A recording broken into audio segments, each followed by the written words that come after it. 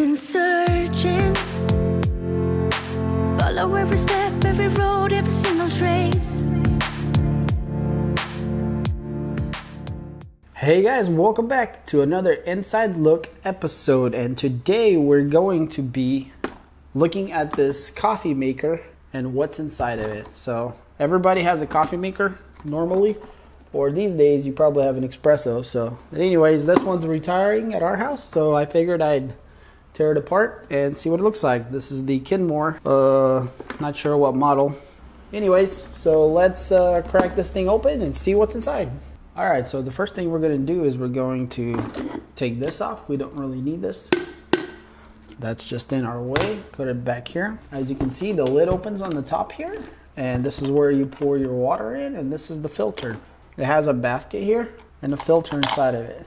And there's a little spring operated valve here that whenever you put your cup, or should I say this bowl here, cup underneath, it pushes on this valve here and it lets the coffee drip in. So when it's out, it shuts it off, so it just kind of collects in here. This coffee maker actually has a filter in here, built-in filter.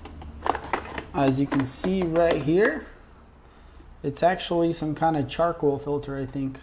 Anyways, enough talking, let's bust this thing open.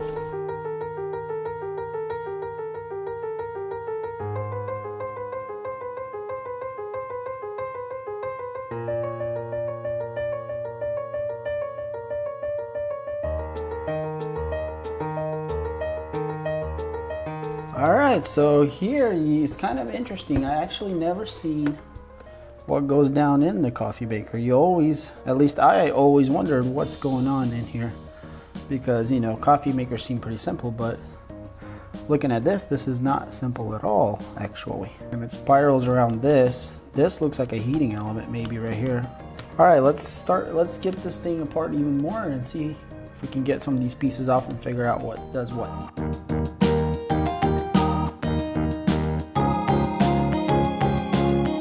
Alright guys, so I took this little brace off here that goes on top, and this whole thing came off. So it looks like that the heater element here and the flow line here are connected together.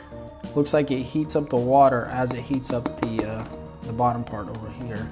Okay, this looks like to be the heat sensor switch. So whenever this gets probably too hot, this triggers a switch to turn off on a relay, most likely is what's going on, because when this gets too hot, there's probably no more water in here, so it's done.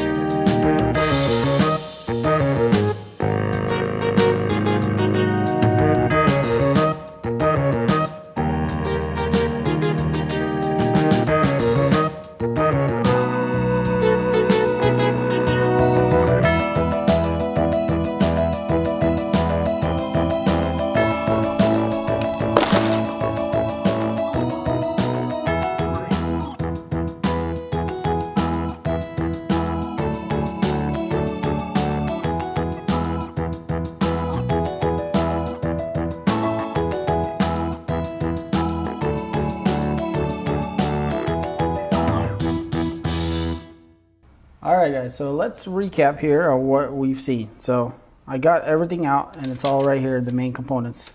Bottom line is you got your power coming in to the control board here, and then the control board kind of decides, or the switch, when to turn on and off as you push these buttons and stuff like that. But the more important thing is that the way this thing works is pretty awesome, because you got heating coils in here, or heating rods. There's actually two of them. One goes here and here. When this heats up, it starts to boil the water in here. So when the water starts boiling, the hotter air goes up. So one of these is a drain, which water comes in, and the one that's going up high is an exit. So when this gets hot enough and it starts boiling, it boils up to the top of the coffee maker. So this is really neat how they made this. I can actually think of other fun things to do with this kind of setup, so that's kind of cool. anyways, guys, hopefully you found this interesting. I have never seen what's inside a coffee machine, and it's actually more complicated than I thought it was going to be. You know, when you buy something for $30-$40, you don't expect it to be this complicated. I think this one was $40. If you want to get a coffee maker like this, I'll leave a link in the description. So here is the final overview of all the parts that we have.